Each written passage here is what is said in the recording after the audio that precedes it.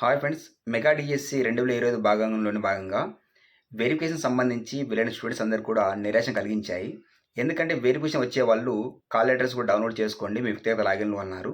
అలా వ్యక్తిగత లాగిన్‌లో call letter download చేసుకున్న వాళ్ళందరూ కూడా వెరిఫికేషన్ ఇవ్వడం జరిగింది. అయితే వెరిఫికేషన్ వెళ్ళిన తర్వాత అక్కడ జరిగిన పరిస్థితి చూస్తే చాలా తారుమారుగానే ఉన్నాయి. ఎందుకంటే గతంలో ఎప్పుడూ లేని విధంగా వెరిఫికేషన్ అనేది ఒక ఐఏఎస్, ఐపీఎస్ ఎగ్జామ్ రాసిన వాళ్ళకి ఎలా జరుగుతుందో అంత కష్టంగా, అంత పటిష్టంగా జరిగాయి. అయితే వెరిఫికేషన్ జరిగిన వాళ్ళందరికి కూడా జాబ్స్ వచ్చాయంటే అది కూడా కాదు. ఎందుకంటే అక్కడ వెళ్ళిన తర్వాత చూపించిన అధికారుల యొక్క తీరు కావచ్చు, అధికారుల యొక్క ప్రవర్తన కావచ్చు, టోటల్ కూడా స్కామ్ జరిగింది అని మాత్రం ఖచ్చితంగా అర్థమవుతూ ఉంది.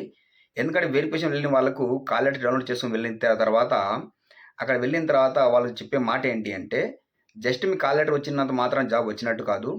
కాల్ లెటర్ జస్ట్ మీ వెరిఫికేషన్ ఉన్నంత వరకు మాత్రమే.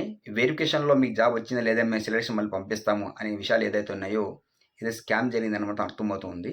ఎందుకంటే చాలా సంవత్సరాల నుంచి, చాలా నెలల నుంచి కష్టపడి ఎగ్జామ్ రాసి, ఆ ఎగ్జామ్ సంబంధించిన మెరిట్లు చూసుకొని, ఆ మెరిట్స్ తర్వాత కాలేజ్ డౌన్లోడ్ చేసుకొని వెరిఫికేషన్‌కి వెళ్తే జాబ్ వచ్చిందని అక్కడ కూడా సెలక్షన్ లిస్ట్ వస్తుంది. ఇది చెప్పలేము.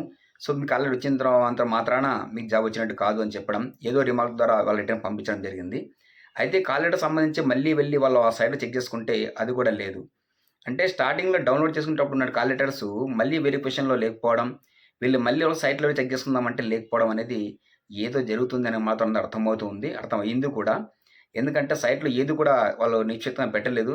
దాన్ని డిలీట్ చేయడం, అప్‌లోడ్ చేయడం లేదా వెంటనే దాన్ని ఏదో ఒక రకంగా మారుస్తూనే ఉన్నారు కాబట్టి, ఖచ్చితంగా కొంతమందికి న్యాయం చేయాలనే ఉద్దేశంతోనే ఇలా జరిగిందని మాత్రం అర్థమవుతుంది.